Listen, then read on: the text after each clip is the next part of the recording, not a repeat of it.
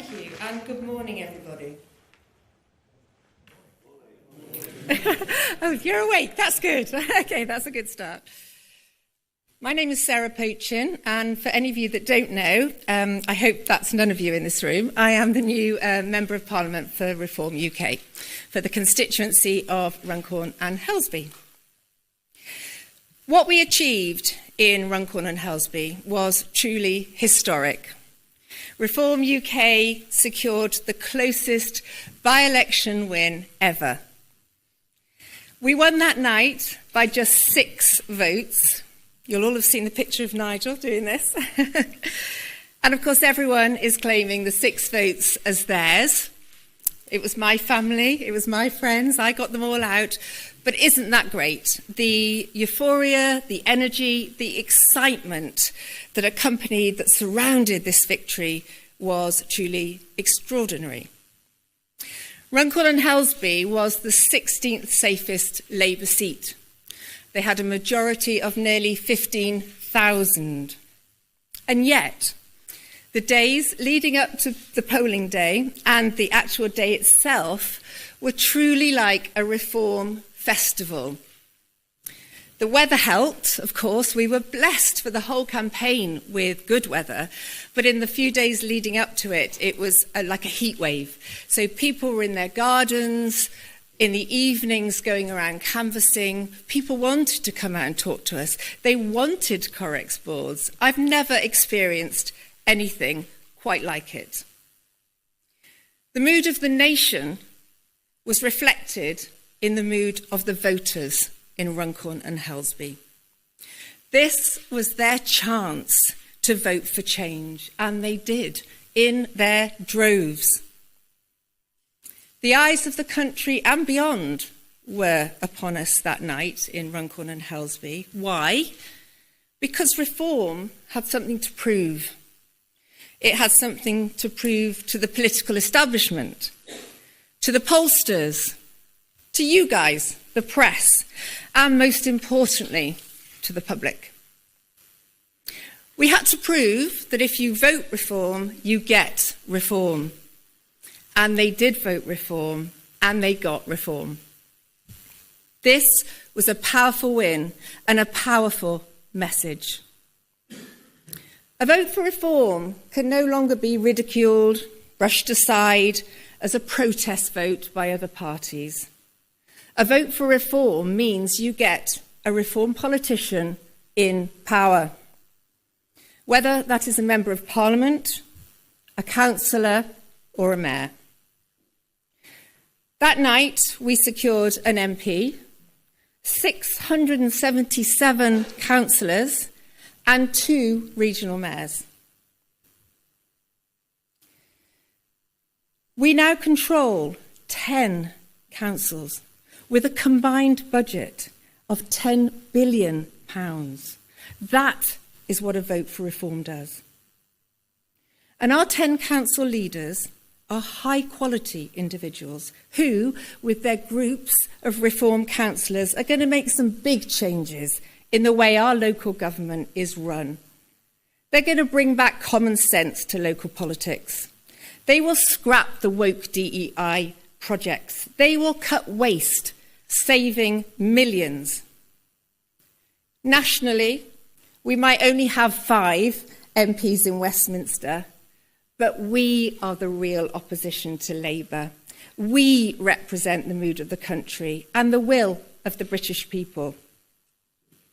The Tories are finished, and we are coming for Labour, and they know it, and they are rattled. Keir Starmer is sounding more like a reform politician every day. He's U-turning on the policies that lost him the election in Runcorn and Helsby, like the winter fuel allowance, like his policies on the asylum hotels, like the disability benefit cuts. But whichever way he turns, he's making a hash of it, and the British public are not fooled. I'm in politics because I care. And I want you to indulge me for a moment by allowing me to share with you an email that came through during the campaign Obviously, I can't give you the name of the author, but let me just read you an extract. Dear Sarah, I'm a young dad from Runcorn, 23 years of age, and currently studying at university. I won't say which one. I just wanted to reach out and say thank you for showing up, for listening, for representing people like me who often feel ignored. At university, I felt judged just for saying I believe British citizens should be prioritised for housing or that we need a fairer system. It's isolating. That's why seeing you campaigning here, sitting in the shopping centre, talking to people, meant so much. It showed you're not just another politician, you're someone who actually cares. And just to finish, she said, please keep going. I want a better future for my little boy. And that starts with people like you holding the line for us. How powerful is that? A genuine email. And I do care about this country. And I am proud to be British. I grew up in a family that celebrated our culture and our values. My father was in the British Army. My mum ran a post office. They worked hard. They paid their taxes. They believed in the power of education. They believed in law and order. And I have those values. And I will stand up for what is right and what is fair and put the British people first.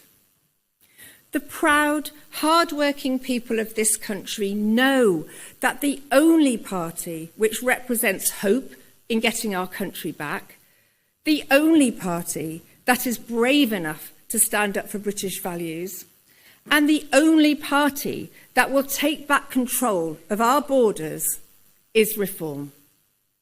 Thank you.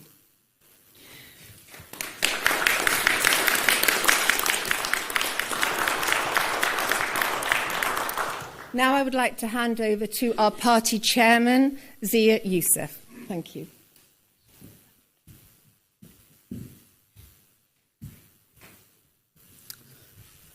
Good morning, everybody. Thank you so much for coming. So what a difference a year makes. Next Tuesday, it will be exactly a year since Reform UK held a press conference. It was billed as an emergency announcement. And Nigel announced that he was returning to frontline politics, coming out of retirement. He was going to take over as leader of Reform UK, and he announced his candidacy to be the next MP for Clacton-on-Sea. Now, at the time, Reform was polling at about 10%, had about 30,000 fully paid up members. It had 0 members of Parliament, and it had about 9 councillors. Fast forward to today, Reform's membership has grown 8-fold. We're polling north of 30% in the average of the polls. We have 5 outstanding MPs and 700 councillors. What a difference a year makes. And make no mistake, this is the greatest political acceleration in British history. And we're just getting started. You know, we are so grateful to everybody who has helped make this happen. The awesome candidates, some of whom won, some of whom didn't, but people who were brave enough, courageous enough to stick their heads above the parapet during an hour of need for their country. To all of our volunteers and grassroots supporters who worked so incredibly hard. I saw how hard they worked to help us win those elections. And of course, our members and every single person who voted for Reform on May the 1st. And for those who are hoping, in some cases praying, that this surge is simply a flash in the pan, the bad news for them is it's built upon extremely solid foundations. We've been working really hard to build enduring infrastructure. The election-winning machine that we promised to build starting last summer just defeated the heavy artillery of Labour in one of their safest seats while simultaneously fighting 1,600 council seats and a multitude of mayoral races across the country. and that machine will be twice as strong next year. So, this is a dark time, no doubt, for our country. There are many people who, frankly, felt pretty hopeless, that no matter whom you voted for, the red team or the dark blue team, you basically got the same thing. What's clear now is that there is, really for the first time in about a century, a real viable alternative. The stranglehold the two old parties have had on British politics is decisively over. And now there is hope, therefore. There is hope for the people of Britain, for millions across the country, that there can once again be common sense, competence, and patriotism brought back to Westminster. And the political class, who certainly for my lifetime have failed in their most basic fundamental duty, which is to put the interests of the citizens of the United Kingdom first, are facing a reckoning. Now, that hope is in no small part due to an extraordinary man, the most impressive, effective, and consequential British politician of our lifetime. I'm proud to introduce him. He is the Member of Parliament for Clacton-on-Sea. He is the leader of Reform UK, and he's the next Prime Minister of the United Kingdom. Ladies and gentlemen, Mr. Nigel Farage.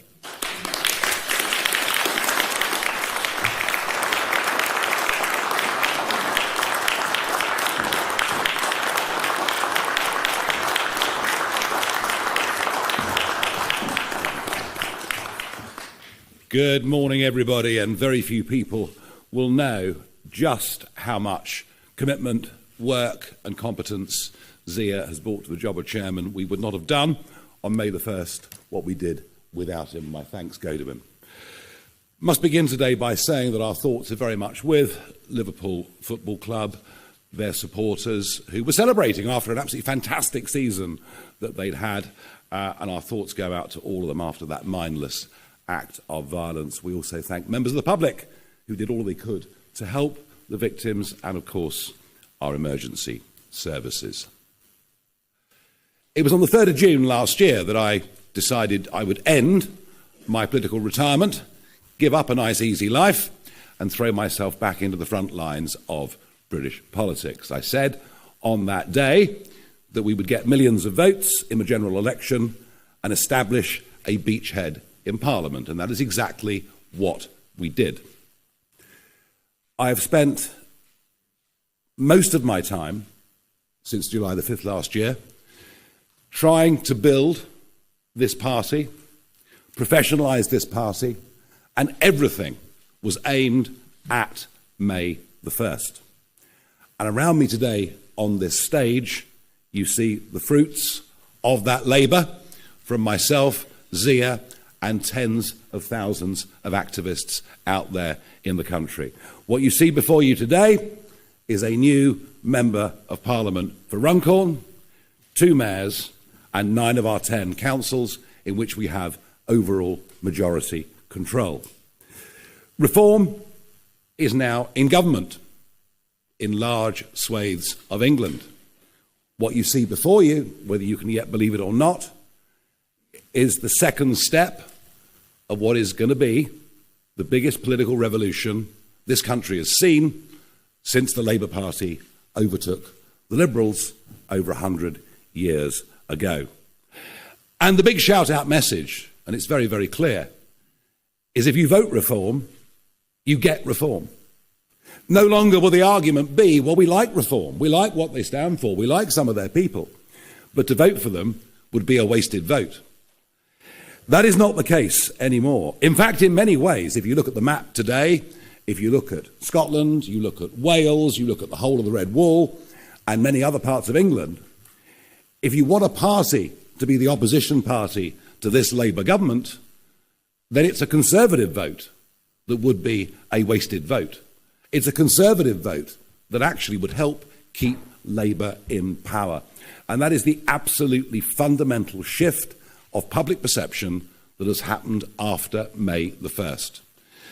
Over 40% of people who voted Conservative at the last election actually wanted to vote Reform, but didn't do it because they thought it would be a wasted vote.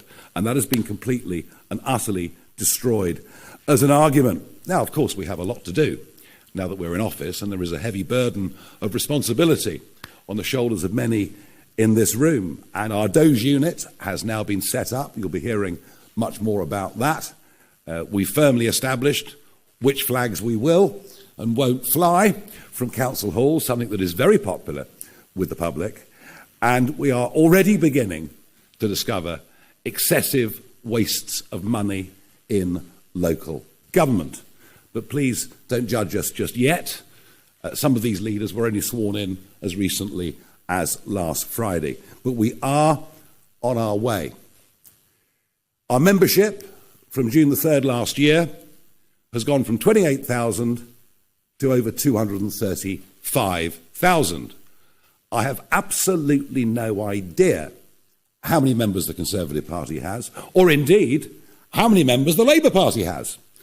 The last figure we had was many months ago, and they were losing a member every 10 minutes.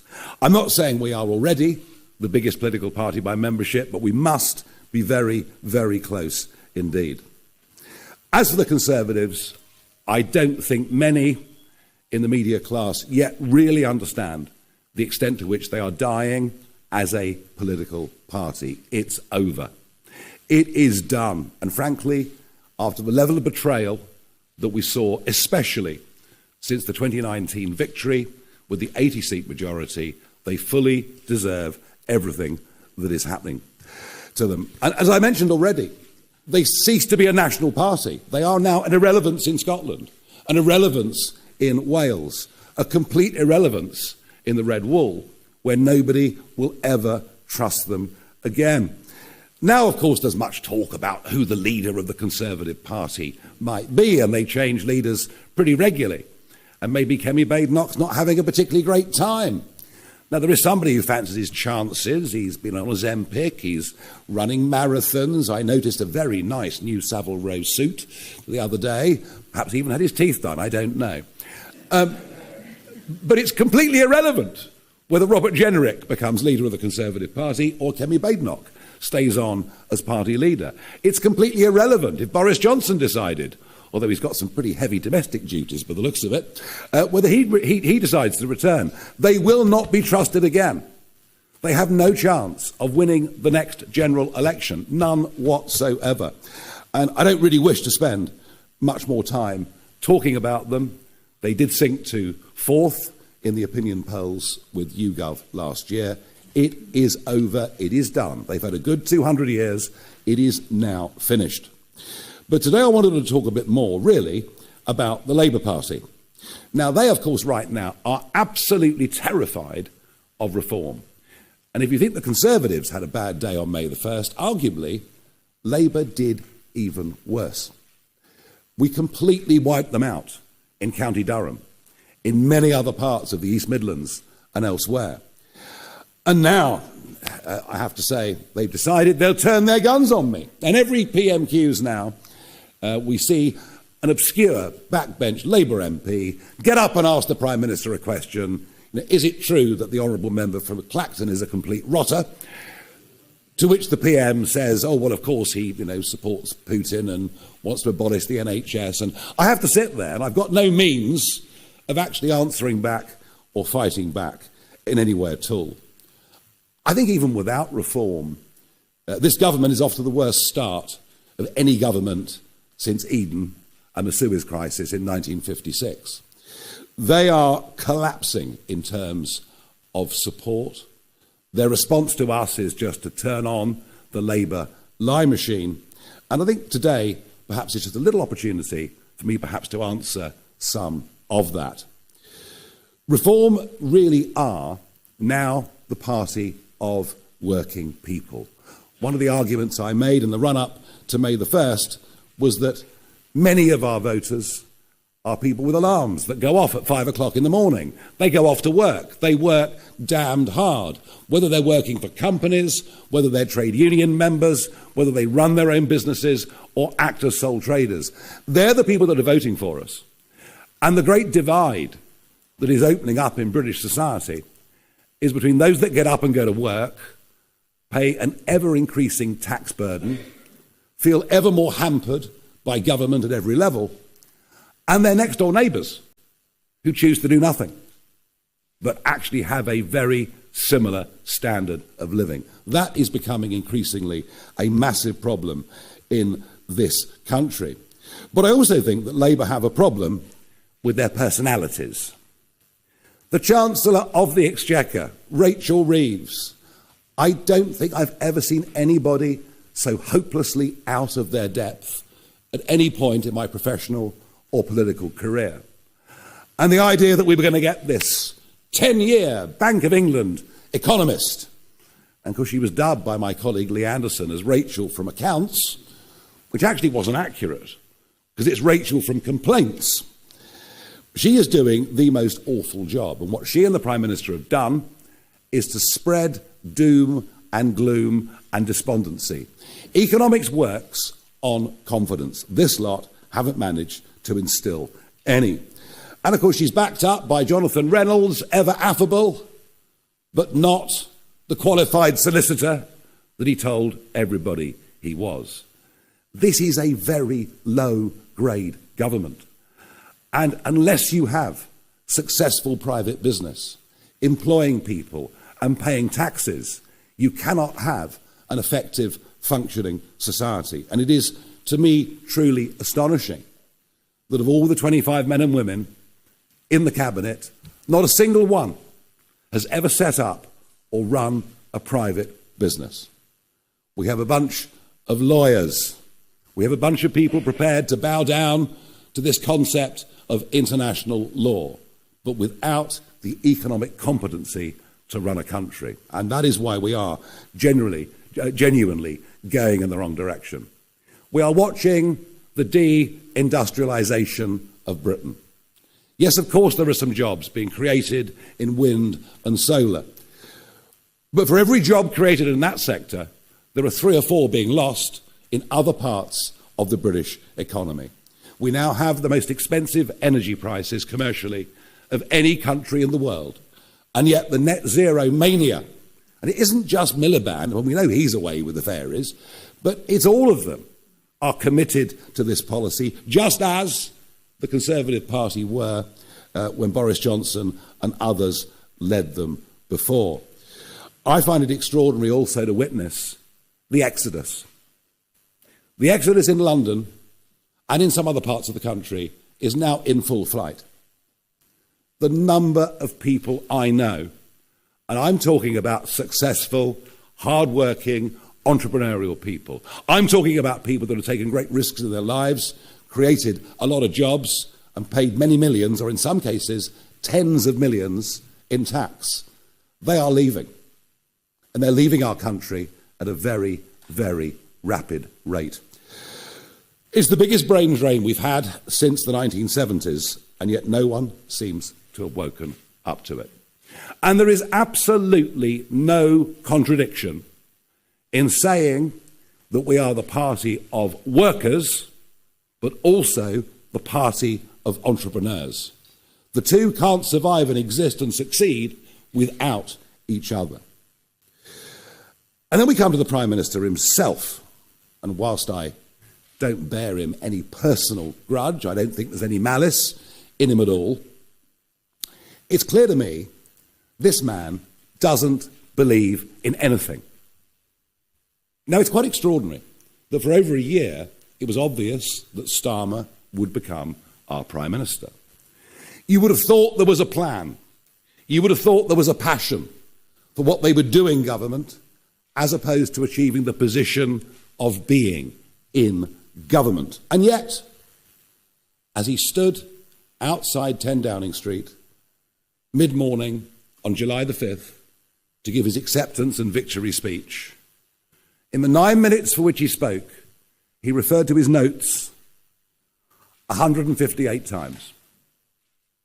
Once every 2 seconds, the new Prime Minister had to refer to his notes, scripted to the nth degree, clearly without any great feeling, meaning or passion for the job that was ahead. And now we see that lack of any real political thought with the daily veering off left and right with speeches and statements that he makes. Terrified of what reform is doing to the Labour vote, he tries to ape us in policy. The problem is, when he does, nobody actually believes him, given his own record. And of course, the more that he does that, the more that he opens up the splits on the left, where we see the Greens, who now would tax, I think, anybody in the country on a good income, virtually out of existence. But their support, they are picking up much of that left-wing support, and their support at 10, 11% in the national polls is rock solid. We then, of course, have the pro-Gaza vote, which, as a direct result of government policy from both parties, sees many of our inner cities now moving towards sectarian politics. He doesn't seem to see any of this. But if the Prime Minister believes in anything, then he believes in this concept of international law. He cares about how he's viewed on the world stage, and we've seen that in his actions over the course of the last couple of weeks. This Prime Minister has no connection with working people, no connection with what we used to call working class communities. He doesn't understand what it's like to get up at 5 o'clock in the morning and go out and work physically hard for the day. He doesn't seem to understand that the tax burden, the cost of living, energy bills have meant that people genuinely have had a lower standard of living quite consistently over the course of the last 10 years. He has absolutely no conception, as part of the North London set, of the genuine damage to community that has been done by mass immigration over the course of the last 25 years. And it was interesting that in his 5 key priorities for government, immigration, whether legal or illegal, wasn't even mentioned. And if he thinks that having a net migration figure of 431,000 in his first year in office is some kind of victory, well, I'd remind him that is a city the size of Bristol. And the fact that he's made one speech that someone wrote for him to try and counter this won't change a thing. The idea that it will smash the gangs is already reduced to a farce, as over 800 young men came into our country last week. I've done my best to urge him to declare this an emergency situation. He refuses to do so. And I find it odd that 3 terrorists, 3 men who were going to blow up the Israeli embassy, who entered this country by small boats and were picked up by the authorities a couple of weeks ago, I find it extraordinary there isn't a greater debate about the threat to our national security that is being posed in the English Channel. But if Starmer doesn't get it, and if the Conservatives don't get it, and if much of mainstream media don't get it, let me tell you something. The country does. Out there, the country does. They can see that what is happening is unfair. They can see that it's wrong. But they can also see that it is also damn dangerous. But Starmer, of course, will do nothing about it. And his second speech in Parliament as Prime Minister, where he declared his love for the European Court of Human Rights and its convention. His leadership, frankly, is dismal. It is uninspiring. It is disconnected from real life. It is, in my view, unpatriotic. And now, even opinion polling today suggesting that over half the country thinks his leadership, frankly, is pointless. Now, he has challenged me to a head-to-head debate sometime between now and the next general election. The last time this happened to me, it was Nick Clegg, when he was Deputy Prime Minister. So, I'm very, very happy, Prime Minister, to accept this invitation, but I don't really want to wait for 4 more years. You and your deputy and others are saying, no. It's Labour that are the party of working people, not Reform. Well, why don't we test it out? I've got a great idea. Why doesn't the Prime Minister and I go to a working man's club somewhere in the Red Wall, and we'll sit there and we'll let them ask us questions, and you can all come along and cover it live. So that's my open invitation to the Prime Minister, let's go to one of the former mining communities, let's go somewhere that Labour have held the seat pretty much consistently since 1918, let's, whether the Prime Minister will enjoy a few beers with the lads and do the Channel 4 racing that afternoon, I'm not sure, but I'm very, very happy to do so. We built this party around three key principles, things that we think need to be fought for and defended, things that we think most people in this country hold the dearest in their hearts. And that is, of course, family, community, and country. And that is why we believe lifting the two-child cap is the right thing to do. Not because we support a benefits culture, but because we believe for lower paid workers, this actually makes having children just a little bit easier for them. It's not a silver bullet. It doesn't solve all of those problems, but it helps them. And some will tell you, well, Nigel, this is not actually a popular policy in the country. But then I've never, ever spent my time being a populist politician. I've nearly always spent my career pushing arguments that were minority opinions and trying to make them into majority opinions. I think we've lost our sense of focus of just how important family is. And I want to emphasise that this is aimed at British families. It's not aimed at those that come into the country and suddenly decide to have a lot of children. And it's the right thing to do. Now, we need to go much further. We need to go much, much further. Because one of the problems is a lot of people who want to go back to work, and it's normally women. It's men in some cases, but it's normally women. There are other huge issues around childcare. Big questions that have been raised with me. Why in our big workplaces are there not creches when there are in many other continental countries? So we want to go much, much further to encourage people to have children, to make it easier for them to have children. And that is why I also believe that having a transferable tax allowance between married people is the right thing to do. Now, I know many will say, look, marriage is outdated. Most people don't bother to get married anymore. And, you know, I'm hardly standing here in front of you as a religious priest and moralising. I'm not sure my own track record is ever so good on this. And we all lead imperfect lives. But what is true, what is absolutely true, and the evidence is there to prove it, is that where people who are married stay together for the longest period of time, the children that grow up in those environments have the best chance of success in life. Doesn't mean you can't survive outside of those circumstances. Of course you can. But I do think having this transferable tax allowance, perhaps making marriage something that is just a little bit more important in terms of the family, I do believe that it is the right thing to do.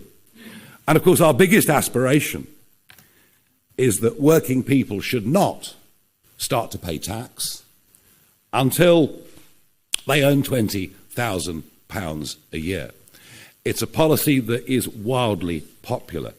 It is a policy that would encourage people to get off benefits and to go back to work. We also recognise those that have worked during their lives, saved for a private pension, are now penalised by the withdrawal of the winter fuel allowance.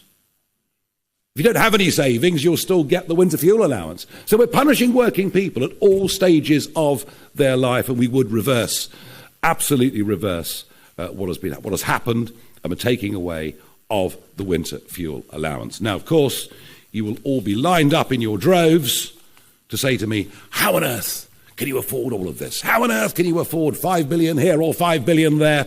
Almost forgetting that the national debt is now 2.8 trillion, and that not just the last government, but this one too, are hopelessly adrift when it comes to government borrowing.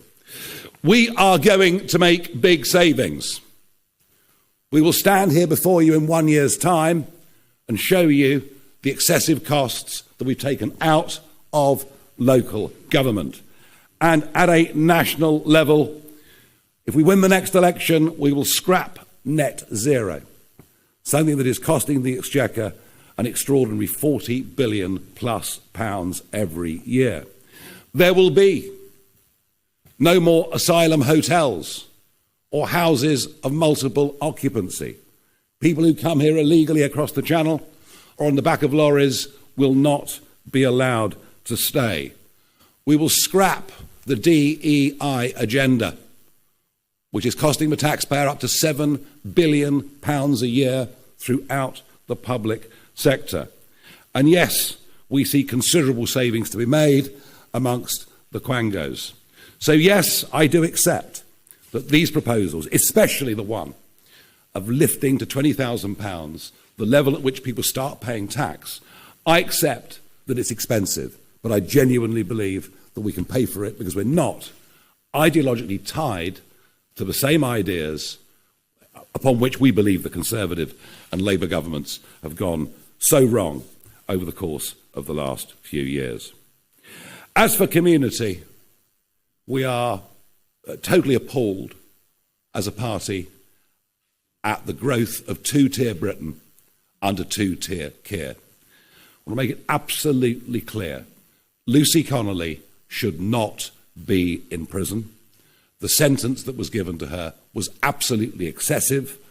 And while she should not have said what she said, understand there were millions of mothers at that moment in time after Southport feeling exactly the same way. We also find it appalling that there is now open discrimination in employment advertising against white British people. DEI must go.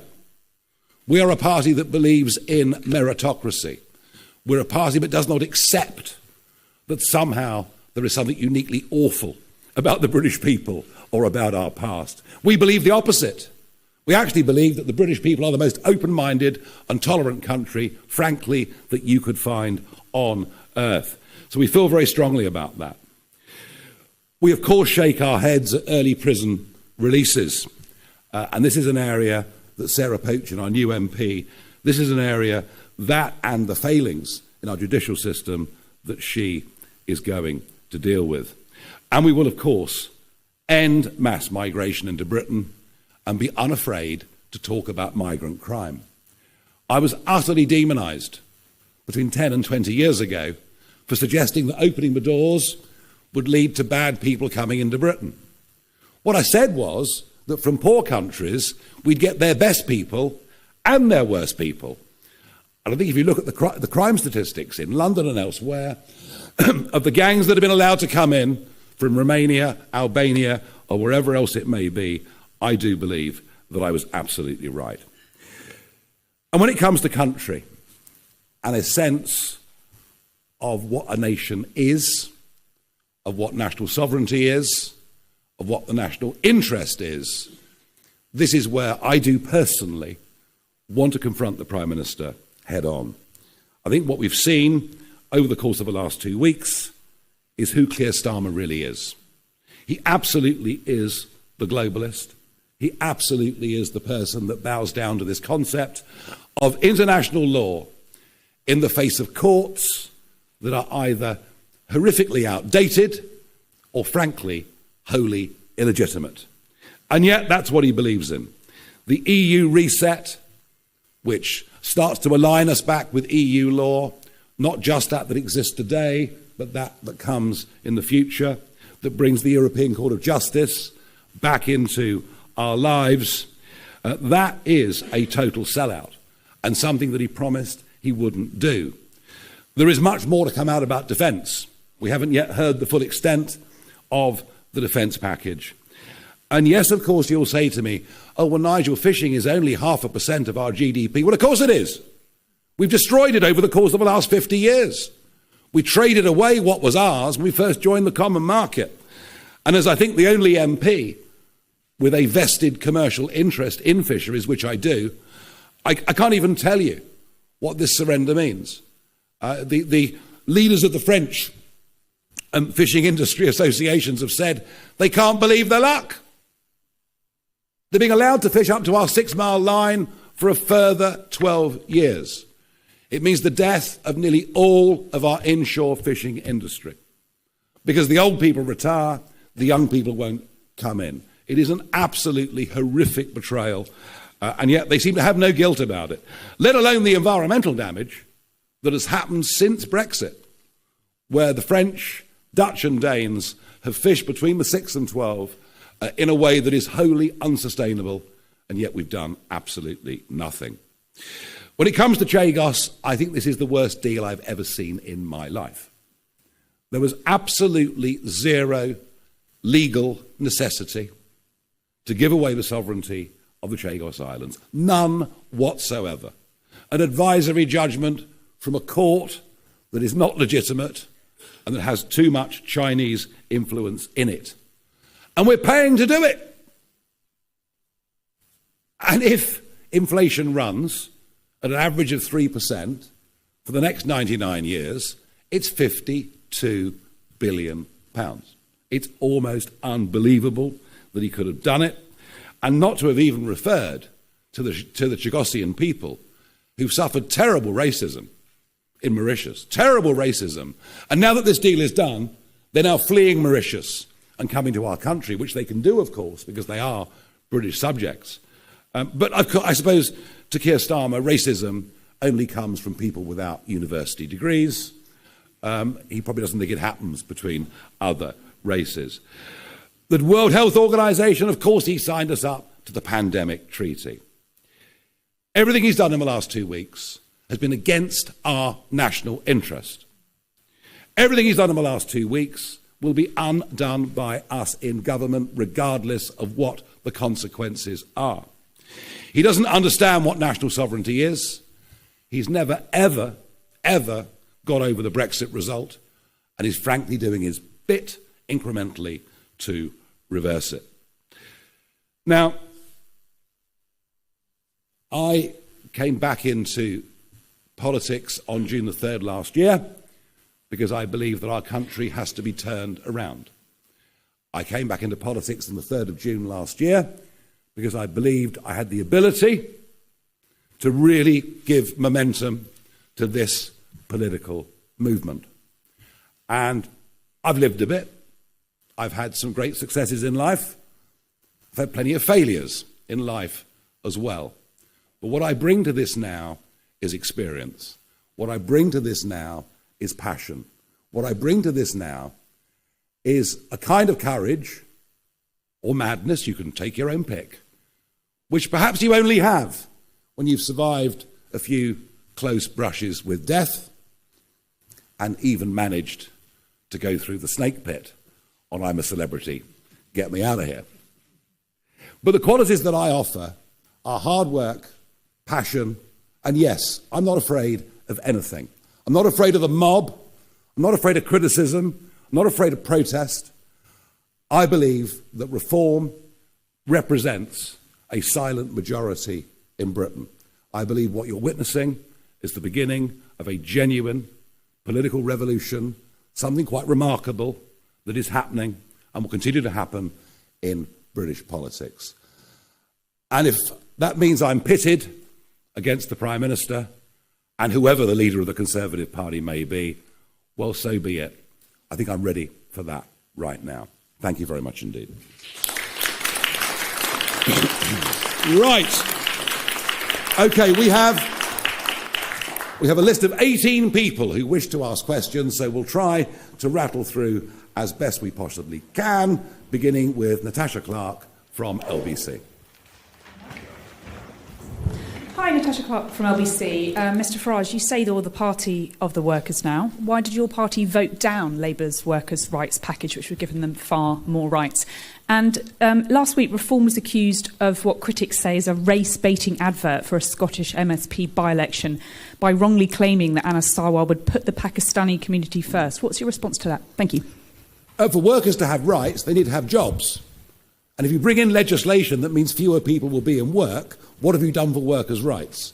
And I think it's all well and good making law. I saw this in the EU as well. It's all well and good making law for companies with 5,000 employees, 25,000 employees. What about companies with 3 employees? And this is the problem. The legislation never thinks about those, despite the fact in the British economy, it's the small private businesses that employ more people than the big CBI firms or whoever else it may be. And I think the idea that you could take somebody on, recognise that it's a mistake pretty quickly, and yet they could take action against you within 24 hours of being in work, probably would lead to small employers who, by the way, are already very reluctant to take anybody on, given the hikes to national insurance, given all the other problems that they face. So we opposed it because we thought it was very, very bad for employment. Now, there's a bit of a row going on in Scotland. Everyone's having a go at us, Labour, the SNP, so maybe we're getting something right. I think what I'm able to do is to show you what Mr. Sarwar actually said and how we've responded to it. Can we do that, guys? Pakistan is being represented in every mainstream political party in Scotland and across the UK. The days where South Asian communities get to lead political parties and get to lead countries is now upon us.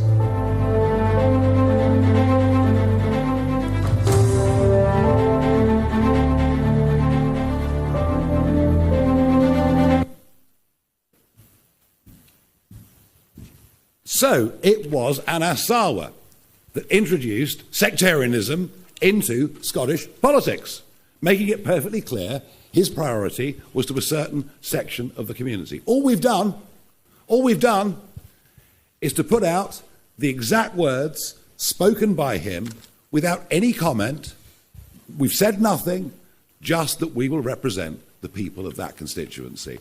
And the fact that they, having chosen to go down the sectarian route, choose to throw accusations back at us, says to me, Natasha, that we are winning. Thank you very much indeed. David Churchill, Daily Mail. Thank you. Mr Farage, regardless of whether you can afford to lift the two-child benefit cap, Kemi Badenoch was on the airwaves at the weekend saying that just as a matter of principle, if people can't afford to have lots of children, then they just shouldn't have them, and it's unfair to expect taxpayers to subsidise other people having large families they can't afford. Why do you think she's wrong about that? You obviously clearly do think she's wrong about that.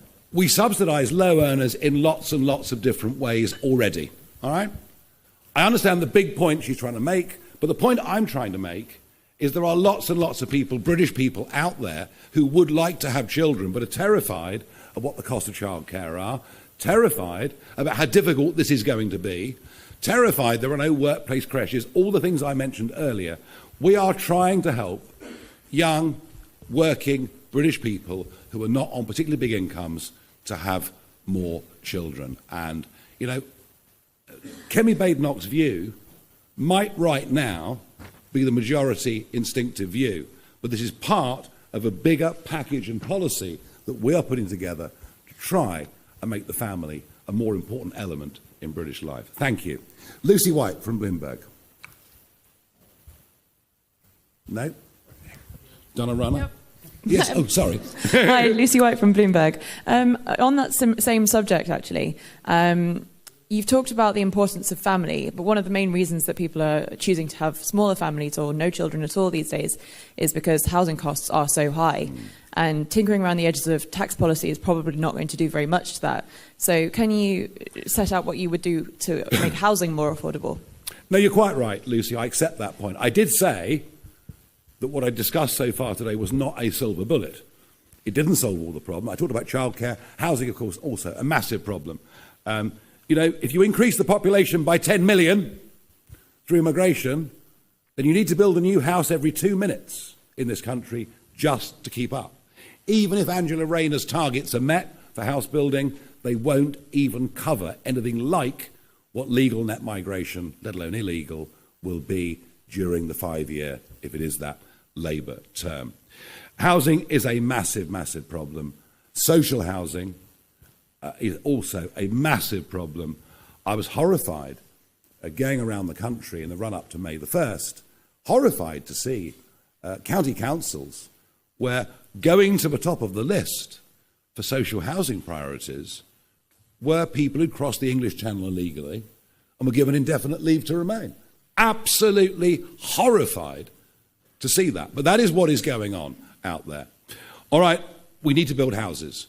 We need to build genuinely affordable houses. It does sometimes look to me that housing developments are 4-bed, detached, 2-bathroom, nice garage and garden houses, and not enough houses that are genuinely affordable. It is a massive problem, but it is one that government has made significantly worse. Amy Gibbons from The Telegraph, please. Hello, thanks very much. Nigel, you talked about making marriage more important and encouraging people to stay married for longer. So just to be clear, would you like to see the marriage rate come up and the divorce rate come down? Oh, you know, I'm not the Pope, you know. In an ideal world, look, of course, there are valid, legitimate reasons for divorce. I've got lots of experience of this. We can talk about it later. In an ideal world, for the benefit of children growing up, I repeat the point, there is lots and lots of evidence that suggests that children growing up to maturity into adulthood in a stable family background, which doesn't have to be marriage, I accept, but more often than not is, do better in life. Don't we deserve to try to help create a framework in which young people can grow up and lead fulfilling lives? And all right, you may say, I'm aiming very high, but isn't that what we're in politics for? Isn't that the point of the whole thing? Thank you. Archie Mitchell from The Independent. In the run-up to the local elections, reform activists set up a stall depicting Angela Rayner, Bridget Phillipson and Rachel Reeves as cows said to be sent to the abattoir. Is it misogynistic to depict female cabinet ministers as cows, and is it appropriate to suggest that they're going to be sent to the abattoir, given MPs have been killed in recent years? Well, you've struck me there completely out of the blue. All sorts of appalling things get said and done by people fighting in elections at local and national election, and we get it done to us, and if one or two of our people do it to them, maybe they think it's funny. It probably isn't very funny.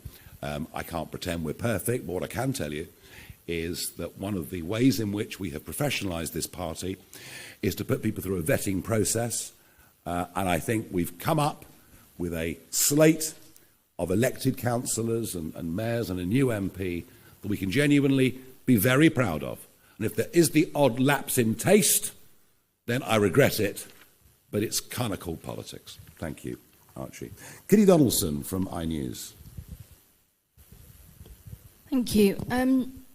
How much do you think it'll cost to move migrants from hotels into a private accommodation? And if you don't save as much as you want to, are you happy with them to live in tents? And if I may, will you commit to the triple lock for pensioners in the next Parliament? OK, the triple lock for pensioners is not something we've addressed as yet. We will between now and the next election. We are, as you can see, building out our policy platform. The migrant costs, the illegal migrant costs by the end of our 5-year term will be zero. They won't be coming. They won't be coming. And we have a model for this. It's called Australia. Australia had the boats arriving, coming from Indonesia. They didn't know what to do. Then Tony Abbott, as Prime Minister, tried a few different methods. In the end, he towed them back to Indonesia. There was outrage. Outrage. The UN, the EU, the British Foreign Office. What a dreadful human being Tony Abbott is. But guess what happened? Within 2 weeks, people didn't pay the traffickers because they knew they wouldn't be allowed to stay. There is a deeper debate here, by the way. Even though the hotels are awful and very visible, if you talk to Sarah afterwards, she'll tell you that actually the houses of multiple occupancy in residential streets in some ways are even worse in terms of not just cost, but the huge social problems they bring. So look, the answer is very simple. One of our senior party members has suggested tents. I'm much more hardline than her. They won't be allowed to stay. Thank you. Let's move on to John Walker from The Express, please. Thank you. Mr. Farage, could you expand a little on what you were saying about tax? It's one of the announcements that I don't think we were expecting. I think you mentioned a figure of £20,000. What does that mean? Are you talking about increasing the threshold, or how would that work? Yes. Simply, the threshold has been frozen for years it was done by Jeremy Hunt. It's called fiscal drag, but that's very boring, I know. It's being maintained under Labour, and it's dragging more and more people into tax, including pensioners. There are now another 1 million pensioners will be dragged into the tax system as a result of the fact they've got the old age pension, a small income from their private pension, and the threshold has been frozen. It's also interesting to note, if we go up the scale slightly, that from the late 1980s, right through until about 5 years ago, the number of people who paid top rate tax, i.e. what was 40% plus all through the major Blair years, was about 1.5 million. About 1.5 million people paid 40p or more. By the end of next year, it'll be 8 million. So what we're seeing at all levels are more and more people being dragged into tax, into higher taxes. We have to find a way. There has to be a carrot and stick approach to the sheer number of people going onto a range of full-time benefits as opposed to working.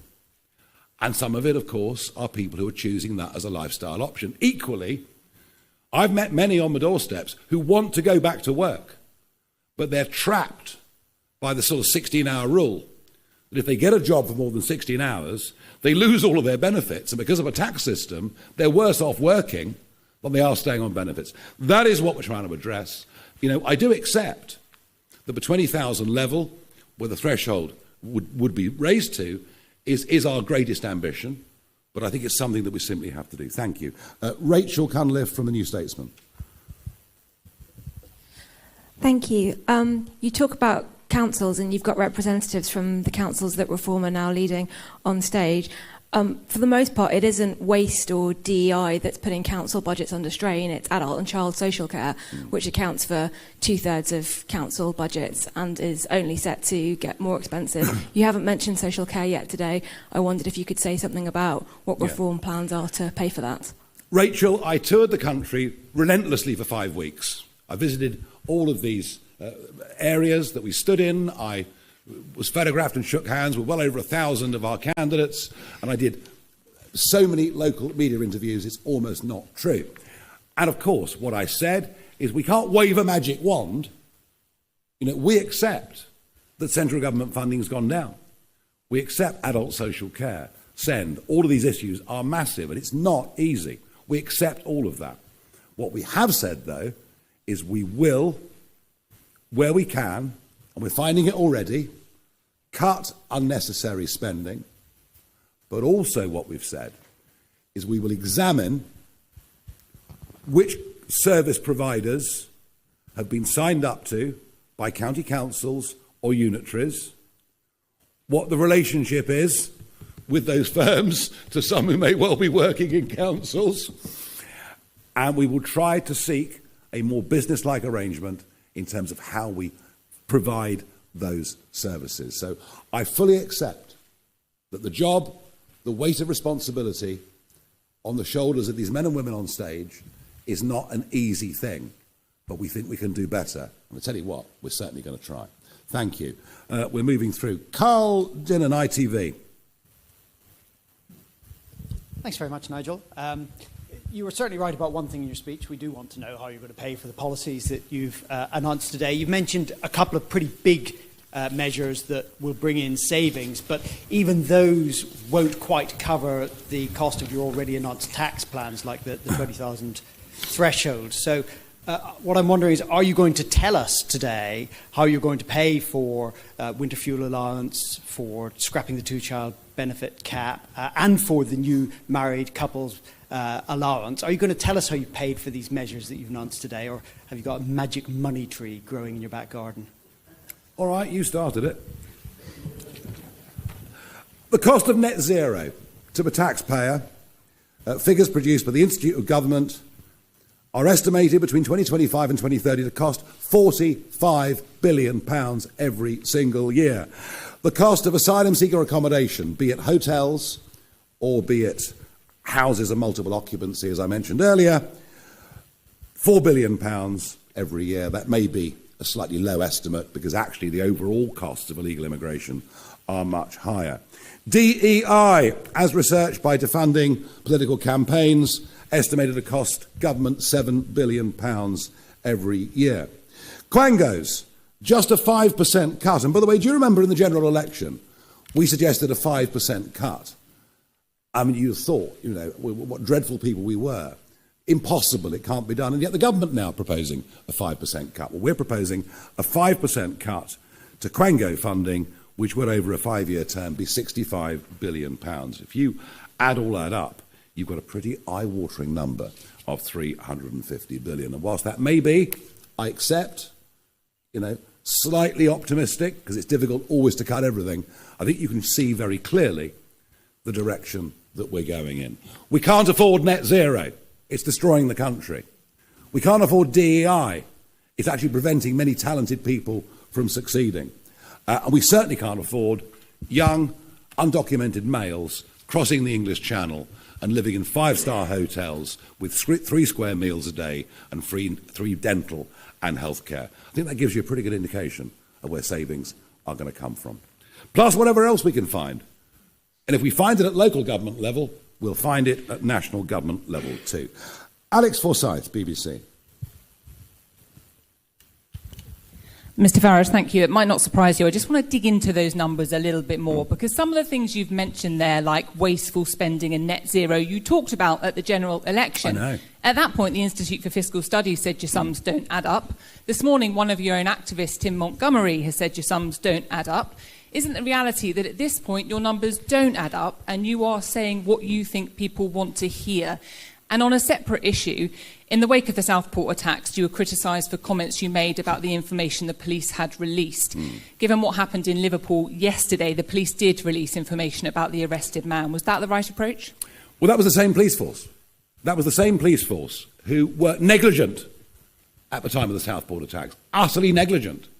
And what I called for was, let's know the truth. Because the vacuum that was out there on social media was being filled with all sorts of, in some cases, what turned out to be crazy conspiracy theories. No wonder there were riots. Had the truth been known, we would not have had that situation. And I was condemned by all and sundry for it, apart from by Jonathan Hall, KC, the terrorism czar, you know, who basically said, look, Nigel's right. The truth should have been told at the time of Southport. I think what we got yesterday was that Merseyside police have begun to learn some of the lessons from that, and that is a very good thing and not a bad thing. Oh, you can argue about numbers adding up. You could probably argue that at no point in the history of any form of government has anybody ever thought their numbers added up. I would point you to one thing. When Richard Tice and I launched the contract with the people in South Wales last year, we pointed out the cost of quantitative easing and the way the Bank of England was dealing with it, and we were laughed at by everybody. We said it was costing 25 to 30 billion pounds a year. We actually got the figures a few months ago for the cost of QE last year from the Bank of England. It was 36 billion. So what we're very good at, we're good at actually putting our finger on things and pointing out problems that nobody else has even thought of. And that's because we're not from the political mainstream. We're not part of that institutionalised set of thinking. We take a fresh approach to everything. I think what I've done today, what I've tried to do today, is to give you an idea of direction of policy, of priorities, of what we think is important, of what we think it's going to cost, and how we think we're going to pay for it. And I don't think anybody at this stage, with a general election some years away, could frankly do more than that. And I believe what I presented today is credible. Thank you. We've now got Caroline Hugg from Politico. I just wanted to ask, what would Reform have done at the Brexit summit if they were in charge? And like Badenoch, are you going to commit to undoing any progress in talks? Well, I accept we start in a bad place. And I also accept that Boris Johnson and David Frost did inherit a very bad hand of cards from Theresa May. I accept all of those things. But the argument, it'll make trade easier, well, that was the argument for staying in. What the Prime Minister is doing effectively, he's rerunning the arguments that were used in the Brexit referendum. It will, for example, what he's done will make trade in agricultural produce with South Africa and the rest of the world much more difficult. What I would not have done is to have gone back to the ECJ and allowed them any jurisdiction. And what I would have done is to say, look, what you got from Frost & Johnson was you were given 4 years. 4 years for your fleets to continue to fish in British waters. That was your transition period. You're out now. And the minimum we're going to do is take back the 12-mile line with further thought about how we take back for Scotland and elsewhere the 200-mile European Economic Zone. There are a couple of things that I would have done. Fraser Nelson from The Times, but also I think is doing a documentary on reform. Is that right, Fraser? It is, yeah. You were introduced to us today as the next Prime Minister. Do you think it's true? Could you really go from having a handful of MPs and no shadow cabinet to number 10 at the next election? History would suggest the answer to your question is no. Circumstances would suggest the answer is yes. Something extraordinary is happening. The collapse of confidence in two political parties that have pretty much merged. Both wanting to go down the net zero route regardless of consequences and costs. Both running effectively open border policies. Both incapable of dealing with illegal immigration. Both who have no comprehension of the 5.5 million men and women out there running their own businesses or acting as sole traders. Both, despite what they say, overseeing an ever-rising tax burden. Both, started by Jeremy Hunt, remember, both contributing to an exodus, not just of non-doms and the super-rich, but of the 30-something entrepreneurs who are now being tempted away by Lisbon, by Athens, by Milano, by Dubai. And yeah, I think the public have frankly had enough of both of them. I think the Westminster priorities have been hopelessly out of kilter with where most of the country really is. And I think, what I've said today is that actually this Prime Minister is maybe even more out of touch than some of the previous Conservative Prime Ministers. They want something different. They want a politics that is unafraid to stand up and say what it is. They want a kind of leadership that is based not on following short-term trends, not on being afraid of being criticised, but has actually got some sort of conviction and I hope some sort of courage. And I think I'm surrounded by people who've got courage. I'm surrounded by people who put their heads up over the parapet and decided something needs to change. But also, there is an optimism about what we do. Our voters aren't just sticking two fingers up to the establishment. They've got good reason to. They're not. Our voters, when you meet them, are wildly enthusiastic. They think we are going to turn this country around. Thank you. Right, I've got a couple more to go through. Chris Smith from The Times. Thank you. Just back on spending, your argument seems to be that you've got some areas you want to look at. You don't have the details yet, but you'll get to that by the next election and basically asking voters to trust you on that. But as you say, you're a party of government now. How do you hope that approach is going to work out any better for you than it did for Liz Truss? And on a related point, can I ask you a question which I asked Keir Starmer, Labour's manifesto launched last year, when he was saying he wouldn't need to put up taxes at all, and which he didn't answer. Say you don't find these savings that you hope for. What is your instinct about a plan B? Is it to junk some of these costly spending commitments you've made today? Is it to put up taxes, or is it more borrowing? Well, with respect, Chris, we are some way out from this yet, but we will be having this conversation, I'm sure. Liz Truss's dramatic failure was not to propose any cuts in spending. It's all well and good cutting taxes, but she had to make the corresponding cuts with Kwarteng in spending. Didn't do it. Just tried to say, well, we won't increase by the rate of inflation over the course of the next few years. That was a fatal error.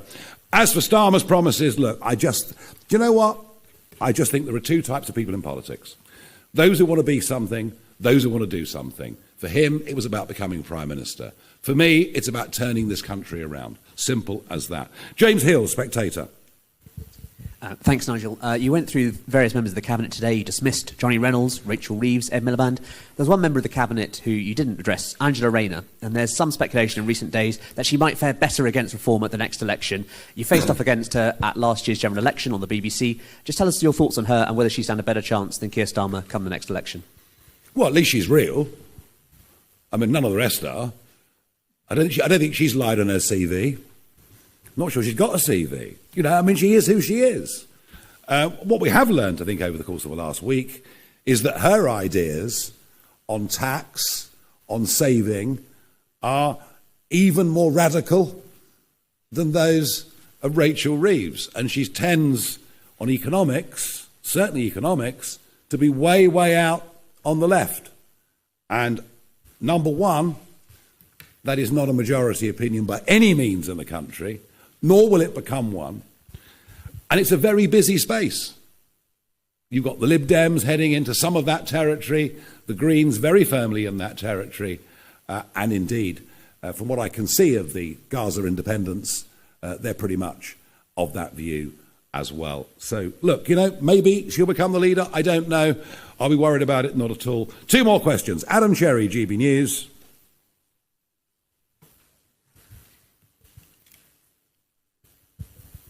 Just on the detail of what you're announcing today, are you scrapping the benefit cap entirely, or are you introducing a new cap of 3 or 4 children?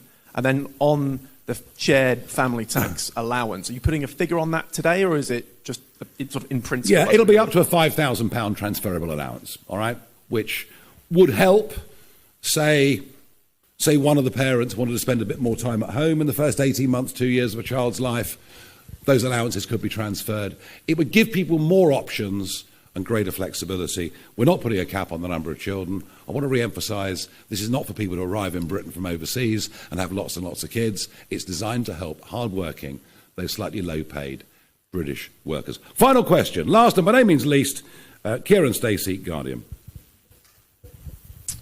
Thank you very much. You've spoken today about some of your policies that are designed to be family focused. Can I ask about another similar issue?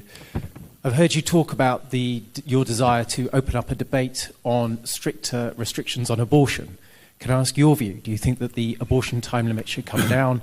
Do you think there should be larger buffer zones around abortion clinics? What do you think about this issue? Look, I think all of these things, like assisted dying debate, which is going to come back again on June the 13th, I think issues around this, issues around abortion, I genuinely believe these are issues of personal conscience.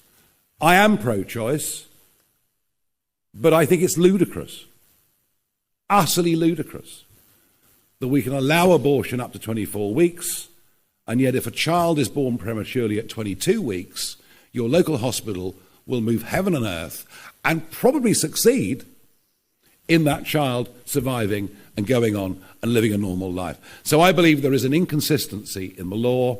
I believe it's totally out of date, but I do believe, I wouldn't particularly want anyone around me to agree with that or disagree with that. I'd leave it up to them. I think our current situation on this is irrational. Ladies and gentlemen, thank you very much indeed. Thank you.